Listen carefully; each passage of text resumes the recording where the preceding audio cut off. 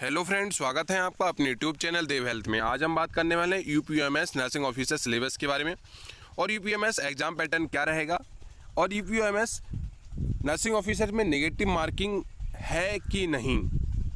जैसा कि negative marking को लेकर बहुत सारे कैंडिडेट्स ने एक बताया भी है और एडमिट कार्ड में नेगेटिव मार्किंग का ऑप्शन आया ही नहीं है, क्योंकि जो आपका क्वेश्चन गलत है तो उसका 0 नंबर आया है।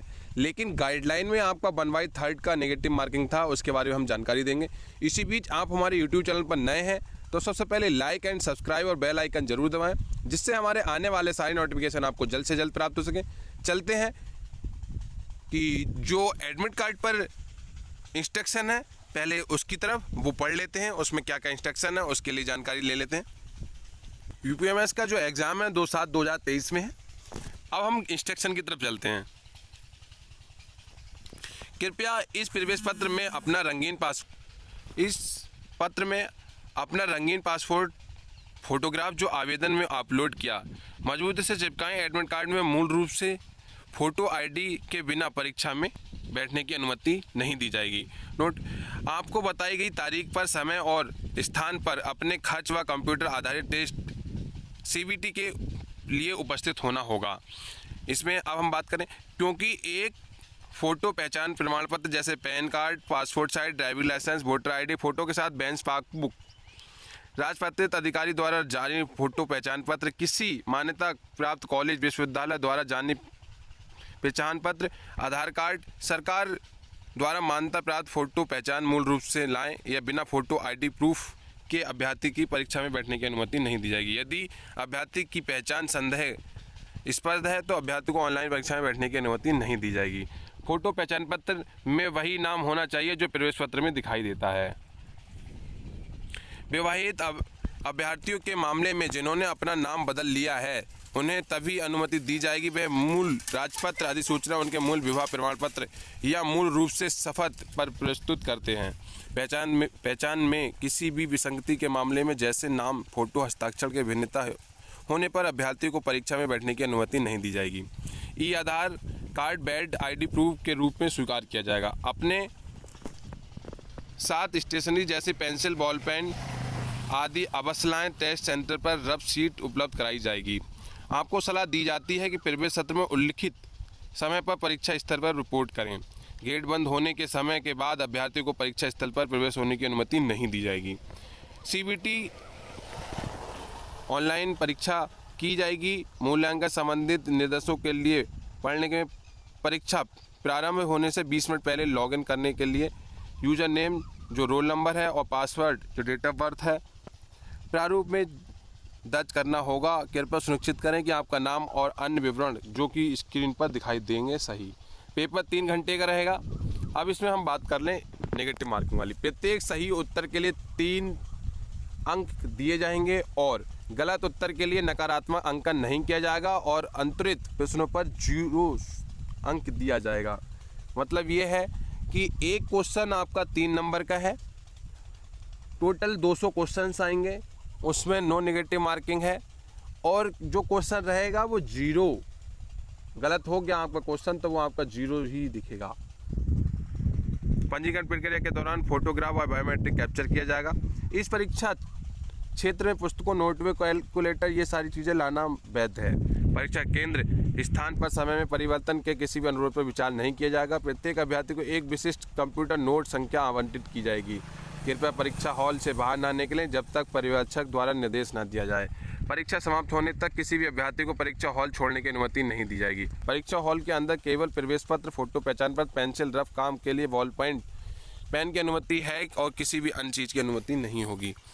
ये यहाँ पर कैंडिडेट सिग्नेचर कर देगा और ये सारी चीज़ें हैं। मेन इसमें मेरा यही था कि आपका जो एडमिट कार्ड है उसमें नो नेगेटिव मार्किंग है। उसमें नेगेटिव मार्किंग क्योंकि गाइडलाइन में जो इनका आया था, नोटिफिकेशन आया था, उसमें 1/3 की नेगेटिव मार्किंग है।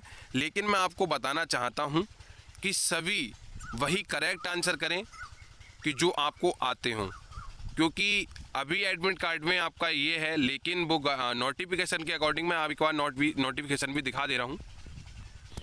ये रहेगा एग्ज़ाम पैटर्न कि 3 घंटे का एग्ज़ाम रहेगा और 200 MCQs 600 नंबर के रहेंगे। तो 170 MCQs जो कि नर्सिंग रिलेटेड रहेंगे, 30 MCQ general English, general knowledge और करंट अफेयर्स के रहेंगे। और इसमें passing marks 40% general EWS OBC के लिए और 35% SC और ST के लिए। ये सारी चीज़ें हैं। अब हम थोड़ा सा सिलेबस की बात कर लें, जिसमें जनरल इंग्लिश के लिए 10 क्वेश्चन रहेंगे, जनरल नॉलेज के लिए 10 क्वेश्चन रहेंगे, रीजनिंग के लिए 10 क्वेश्चन रहेंगे, एनाटॉमी फिजियोलॉजी माइक्रोबायोलॉजी के लिए 15 क्वेश्चन रहेंगे, साइकोलॉजी एंड सोशलॉजी के लिए 15 क्वेश्चन रहेंगे, कम्युनिटी हेल्थ नर्सिंग के लिए 15 क्वेश्चन रहेंगे, चाइल्ड हेल्थ नर्सिंग के लिए 15 क्वेश्चन रहेंगे, nutrition health education communication skills के लिए 15 क्वेश्चन रहेंगे, मेडिकल सर्जिकल नर्सिंग के लिए 15 क्वेश्चन रहेंगे, मिडवाइफरी गायनोकोलॉजी नर्सिंग के लिए 15 क्वेश्चन रहेंगे, नर्सिंग एजुकेशन रिसर्च स्टैटिक्स के लिए 15 क्वेश्चन रहेंगे, professional trend nursing administration ward management के लिए 15 क्वेश्चन रहेंगे, fundamental and nursing first aid के लिए 20 क्वेश्चन रहेंगे। टोटल 200 क्वेश्चन रहेंगे, 600 नंबर्स के रहेंगे। इसमें मैं अब नेगेटिव मार्किंग का मैं आपको एक दिखाना चाहता हूँ। ये है there will be negative marking of 1/3 marks of each wrong answer. इन्होंने नोटिफिकेशन में 1/3 का नेगेटिव मार्किंग दिया है, लेकिन हमें एडमिट कार्ड में ये चीज़ नहीं दर्शाई है। उन्होंने 0 मार्क्स कर दिया है, लेकिन कोशिश यही की जाए कि आप करेक्ट टू करेक्ट आंसर करें, जिससे आपका कोई भी लॉस ना हो। सभी से बताना चाहता हूं कि सभी कैंडिडेट्स अपना रियल ही क्वेश्चन करें, क्योंकि अभी इन्होंने 0 बोला है, क्योंकि आपका क्वेश्चन गलत है तो वो तो वैसे ही करना है, लेकिन 1/3 का नेगेटिव मार्किंग बाई चांस लगा दिया नोटिफिकेशन के अकॉर्डिंग, क्योंकि इन्होंने नोटिफिकेशन अभी पढ़ के नहीं किया होगा और ऐसा हो सकता है कि 0 ही रॉन्ग, यानी जो रॉन्ग आंसर है उसका 0 ही दिया हो।